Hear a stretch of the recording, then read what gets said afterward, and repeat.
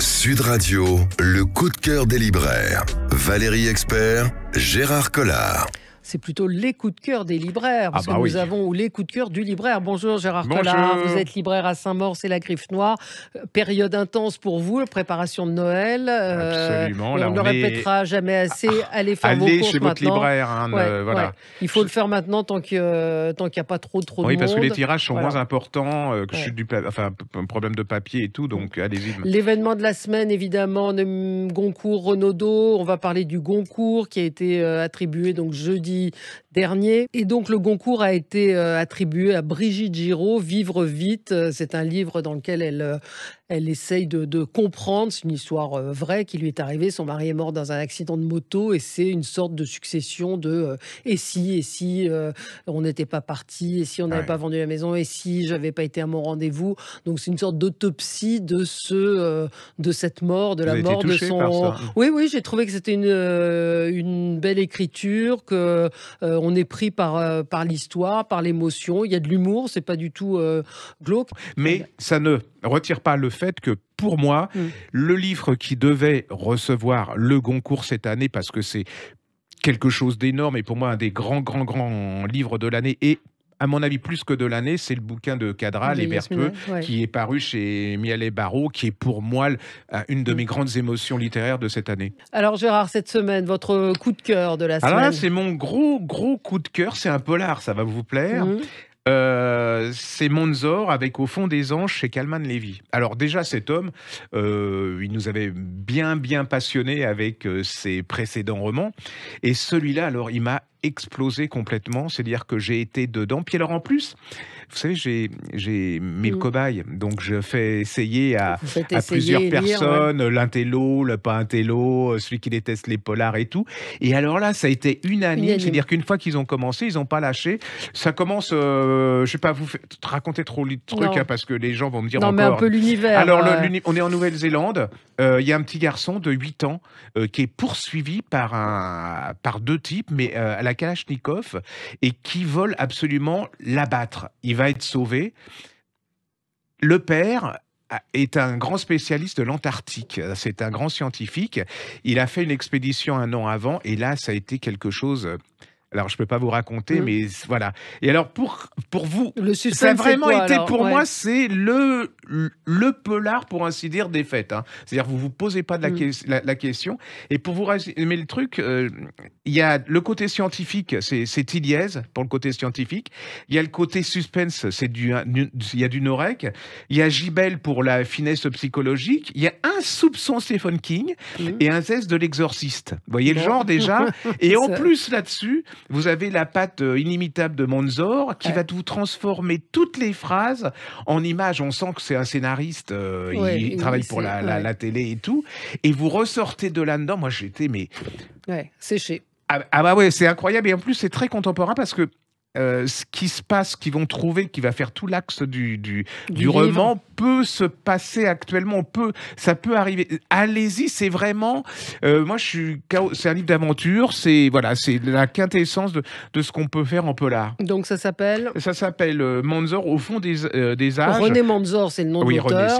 René Monzor, voilà. Et Au fond des anges, c'est Kalman Levy. Au fond des âges. Qu'est-ce que je dis? Des anges. Ah oui, c'est parce que je pensais... La couverture est assez terrible avec cette main c'est incroyable, et c'est chez Kalman Levy. Surtout, alors, ne passez pas à côté de... Vous voulez un bon polar. Exceptionnel. Bon, ensuite, qu'est-ce qu'on lit? Alors, juste pour vous dire comme ça, il y a vous savez, c'est ce fameux livre de philosophie, d'introduction à la philosophie, qui s'appelait Le Monde de Sophie, qui était en point, qui a été un énorme succès, qui est une sorte de premier livre de vulgarisation. Et là, il y a Zabus et Nick Kobe. Alors, ne me demandez pas qui sont des illustrateurs. Ils ont refait ce bouquin sous forme de BD. Et c'est absolument incroyable. C'est l'histoire d'une aventure. Et c'est l'histoire d'une jeune fille qui reçoit une lettre avec une question et ainsi de suite. Et là, vous allez redécouvrir tous les grands philosophes. Alors, ça rend intelligent. C'est superment fait. Partir de quoi? 12-13 ans? 14? Allez, 14. D'accord. Donc 12 parce que les grands-mères trouvent leurs petits-fils toujours beaucoup plus intelligents qu'ils ne sont, donc pour 12 ans. Et puis vous allez être pris dedans. Et si vous êtes un adulte, que la philosophie ça vous a toujours rebuté et tout, et puis que quand on vous parle de Platon, vous ouais. dites ouais je sors mon flingue Sorte de parce que voilà, ou je vais vulgarisation. regarder la télé-réalité. Et ben là vous allez pris complètement dans la chose. Alors si vous êtes Ouais. quelqu'un qui cherchait un cadeau pour un ado, bah je trouve que c'est intelligent, c'est bien fait. Et Mais ça va puis pas les pas du ennuyer ou tout, les vous êtes gonfler, comme c'est vous un livre dites? d'aventure, hein. Ouais. Ils veulent savoir ce que va devenir le personnage, qui sont ces gens, et c'est vraiment très, très, très bien fait. Franchement, voilà. Bon, très bien. Alors, moi, vous m'avez Mmh. contaminé avec Vous savez que j'étais un peu allergique à la Seconde Guerre mondiale et tout Ah ça. voilà, je vais y arriver, hein, comme Voilà. Non, non, là, alors, on aime ou on n'aime pas Céline. Moi, j'aime, je le dis et je l'affirme. Et j'ai lu ce petit livre, Jean-Pierre Thibaudat, Louis-Ferdinand Céline, Le Trésor retrouvé. Alors, bah, c'est un ça tout m'a petit donné envie, livre hein, oui. chez Alia. Et alors, il y a Londres qui vient de sortir Oui. après guerre. Je vous en parlerai aussi. Mais là, Jean-Pierre Thibaudat, c'est celui qui a eu la lourde responsabilité de garder, de conserver les manuscrits de Céline qui ont été volés, Ouais, récupérés ouais. au moment où il a fui Paris. Et il raconte cette aventure, il raconte cette histoire qui est parfois digne du polar parce qu'il y a des coups bas, parce qu'il y a cette caisse dont il a craint pendant plus de 20 ans, je crois, qu'elle soit volée, brûlée Allez, et ouais. autres. Il y a les relations avec les héritiers, les ayants droit, et puis il y a sa passion à lui. Jean-Pierre Thibaudat, c'est un grand critique littéraire à Libération. Il y a sa passion à lui qui s'est découvert parce que Céline, il te dit, hein, j'étais pas vraiment célinien. Et puis il plonge il y a la jouissance entre guillemets de découvrir ces Je feuillets comprends ça. qu'il Ouais. a classés, il a tout réécrit. Et puis ce qui est un peu salaud, c'est on n'a absolument pas pris en compte ce qu'il avait Et lui lui, décrypté, parce que l'écriture de Céline est très difficile parfois à certains endroits, c'est raturé. Et il fait d'ailleurs c'est pas du tout fastidieux, mais il montre les différences qu'il a entre avec l'édition. l'édition. Mais c'est vrai que c'est assez émouvant de lire ça, parce qu'il raconte en plus comment il les a obtenus, comment les journalistes étaient tous à vouloir comprendre comment il les avait eus. C'est vraiment, même si vous connaissez pas Céline, c'est une histoire, enfin ça arrive jamais qu'on Mais retrouve autant de feuillets d'un auteur aussi célèbre et important que Céline. Mais il y a des écrivains dont on ne peut ne pas aimer les livres, mais qui leur vie est tellement un roman que Ouais. moi je sais que par exemple j'ai découvert Virginia Woolf à travers sa vie parce que Ouais. ça me rebutait. Ouais, La ouais. traduction était très mauvaise, en plus c'était il y a très longtemps.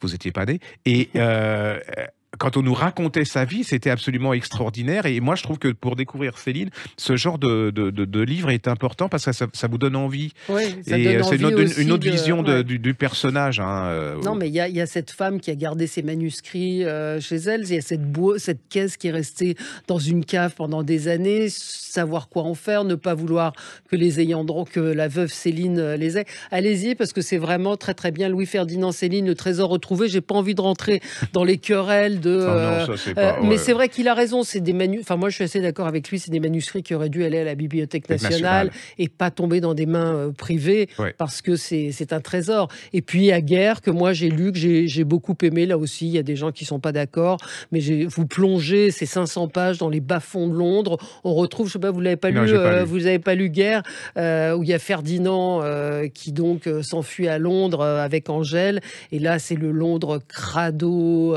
avec les pervers, les sales types. Ah bah oui, Voilà, c'est très bien décrit. C'est la langue de Céline. Moi, j'ai vraiment, vraiment beaucoup aimé, eu beaucoup de plaisir à le lire. Et puis bon, voilà, il y a des querelles autour de ça. Mais lisez les deux livres, ça vous expliquera un petit peu le cheminement. le Voilà. personnage.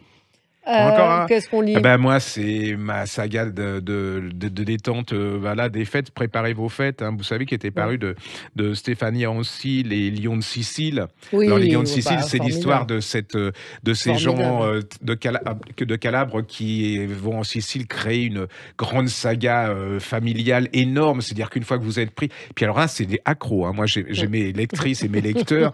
À la fin du premier tome, ils étaient là. Et le je veux le deuxième, deuxième. Et là, et vient bien. Alors, Là vient de là vient de paraître. paraître le troisième, et là, c'est la décadence, c'est-à-dire, on voit comment toutes les sagas, après l'apogée, c'est la descente aux enfers, le manque d'héritiers et tout.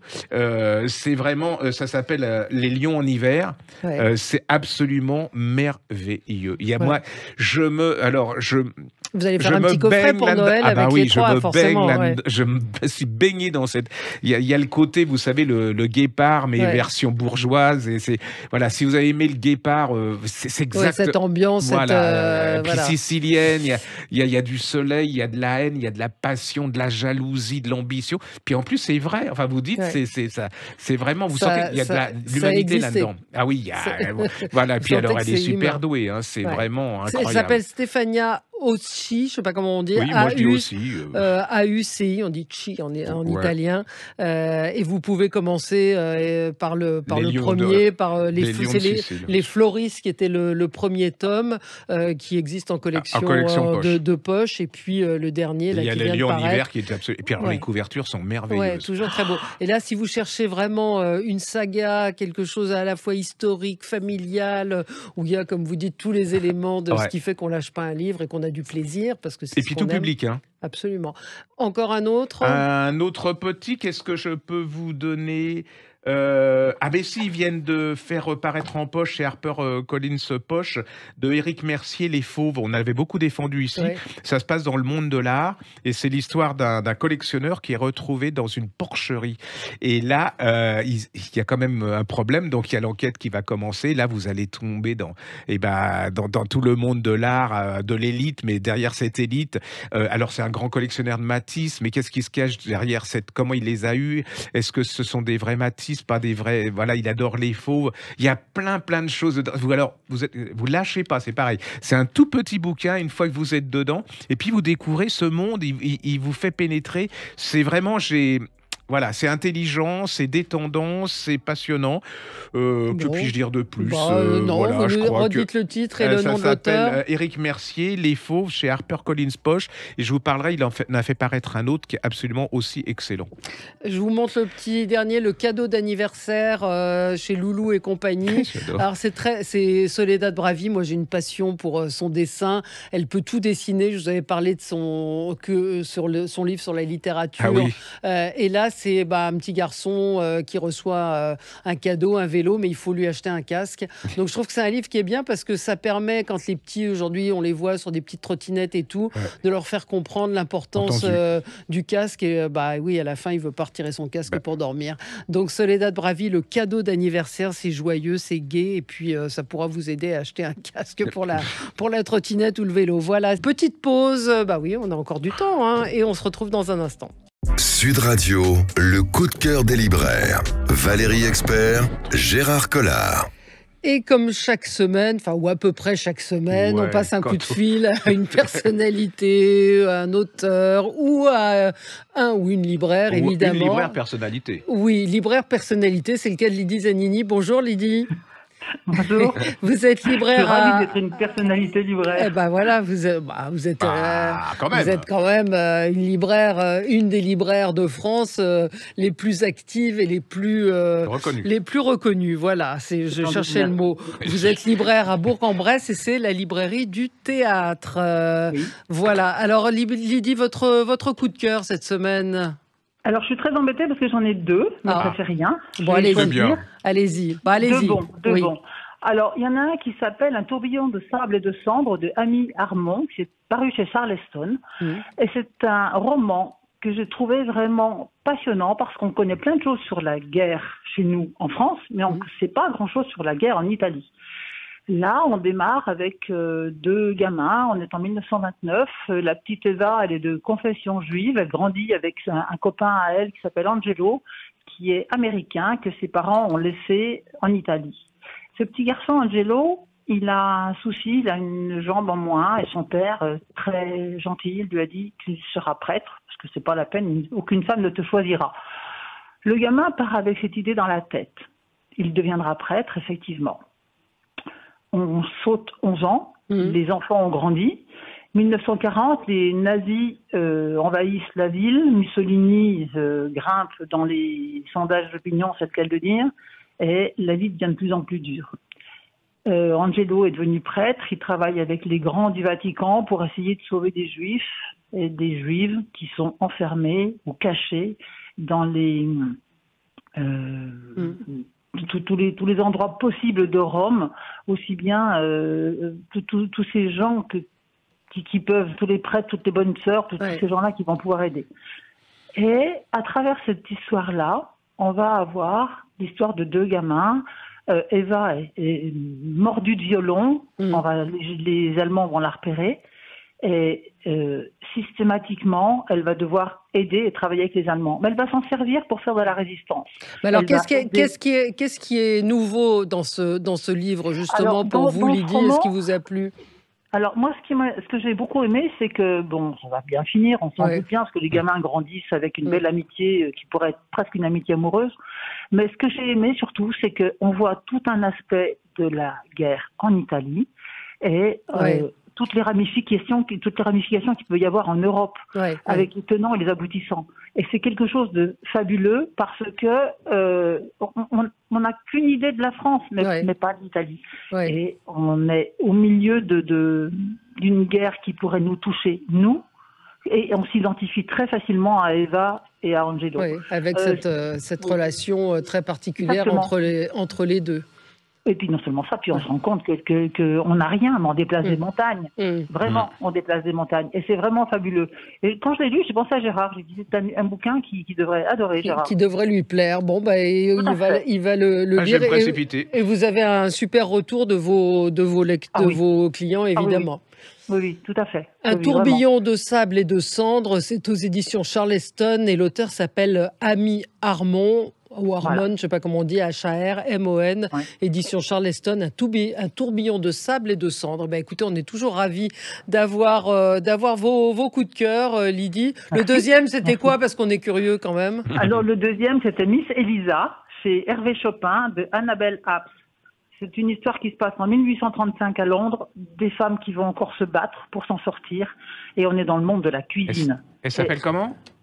Elle s'appelle Annabelle Apps. Ah non, mais c'est un chef-d'œuvre. C'est génial, ça. J'ai décidé de le faire, ça, parce que c'est vraiment... Oui, je vais me le prendre, là. Parce que moi qui ne suis un adepte du micro-ondes, là, ça me change. C'est vraiment... Là, vous plongez... c'est l'histoire victorienne et tout. C'est vraiment génial, ça. C'est génial. Puis en plus, ça, on apprend plein sur les herbes, les épices et tout. C'est excellent. Alors, redites le titre. Ça s'appelle Miss Elisa, Annabelle Apps, édition Hervé Chopin.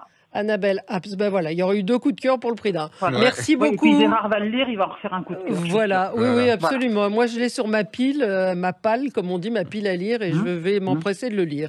Merci beaucoup, Lydie. Merci à vous. Bonne journée. Au revoir. On va rester sur la guerre, et cette fois en France, enfin la guerre, la montée du nazisme, avec Le Brassard de Luc Briand. Ça parle d'un joueur de foot. Alors, c'est une histoire absolument méconnue et incroyable. Alexandre Villaplane, capitaine des Bleus et officier naziste, aux éditions Plein Jour. J'ai été interpellée, j'ai demandé le livre parce que c'est vrai que on ne reçoit pas non plus. Et j'ai trouvé cette histoire absolument incroyable, c'est-à-dire le football des années 20 avec ce joueur qui était un gamin vraiment des quartiers populaires. Il vient d'Alger et puis il devient joueur, capitaine de l'équipe de France. Il a des techniques très particulières. Et puis, c'est la dérive de cet homme après le succès où on va le voir traîner avec des minables, des flics dans les bas-fonds. Et puis, pendant l'occupation, il rejoint la Gestapo française. Il devient allemand. Et puis, officier SS, on dirait un roman, hein. Traître, c'est incroyable. On dirait un roman, je veux dire que c'est extrêmement bien documenté en plus puis par l'auteur. Il était hyper célèbre, hein. Il est complètement tombé dans l'incognito, mais moi je suis pas spécialiste de foot, hein, mais quand j'ai pris le bouquin, on m'a dit, mais tu sais, à son époque, il était hyper célèbre, c'était quelqu'un d'incroyable. Et enfin, allez-y, parce que je trouve que on n'aurait jamais imaginé une histoire comme ça. Non, c'est une histoire incroyable. Et encore une fois, Luc Briand raconte avec énormément de détails, recontextualise l'époque et on voit comment un homme peut peut arriver au nazisme. C'est une trajectoire incroyable. Alexandre Villaplane, pour ceux qui aiment le foot, l'histoire, même si vous n'aimez pas le foot, hein, c'est intéressant parce que vous connaissez, vous rentrez dans cet univers du foot des années 20, ça parle aussi un peu de l'Algérie. Le Brassard, Luc Briand aux éditions Plein Jour. Gérard, moi, je ne sais pas, Gisbert, il y a des années, il m'a énervé. Je ne sais pas pourquoi, il ne faut pas chercher. C'est vraiment un délit de bêtise, mais enfin de sa gueule, j'en sais rien. Et puis, j'ai complètement adoré les 2 tomes qu'il a fait chez Gallimard, qui s'appellent... Le Sursaut, il y avait La Belle Époque, le Sursaut qui était le précédent, qui était formidable. Absolument, et là, il vient de sortir La Belle Époque, avec une vision... alors, il est dans le secret des dieux, un peu, hein, puis il rentre dans la psychologie des personnages, c'est complètement vivant, où il parle de Pompidou, de Giscard, il y a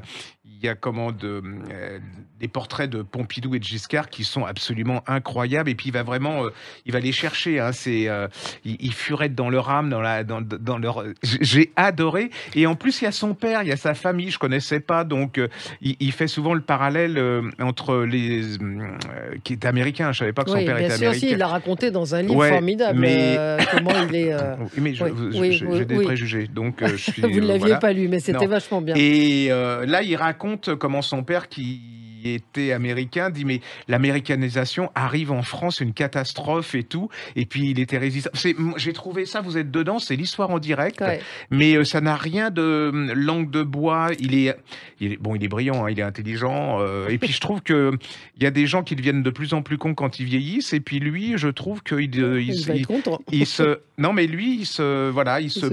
bonifie comme le bon vin et tout. Mais je trouve que le sous-titre de cette série porte bien son nom, c'est-à-dire l'histoire intime de la Ve République, c'est qu'il vous fait vraiment pénétrer dans les coulisses de cette histoire de France, et c'est vrai que cette belle époque, il a raison de le dire, hein, il y a, sur le bandeau, c'est Giscard avec un accordéon et Pompidou la clope au bec, c'est toute cette... il montre aussi comment l'état de notre société actuelle, en fait, tous les prémices, c'est-à-dire la perte de l'autorité, les choses comme ça, sont déjà là, alors qu'on est dans une époque, c'est les 30 glorieuses, avec un Pompidou, apparemment on se dit, et là il nous explique bien le chemin vers lequel on est arrivé. Maintenant. Mais c'est vrai que quand on lit ça, on se dit, il y avait effectivement les films de sauté, parce qu'ils recontextualisent aussi de façon culturelle. C'est vraiment hyper bien fait, on y est dedans, quoi.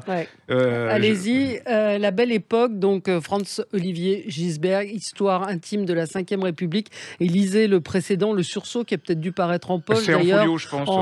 Je suis pas sûr. Hein, mais certainement. Mais allez-y, parce que c'est franchement l'histoire comme j'aime, quoi. Ouais, absolument. Avec quelqu'un de talent, ça me dit comme ça me tient de le lire, mais il a beaucoup de talent.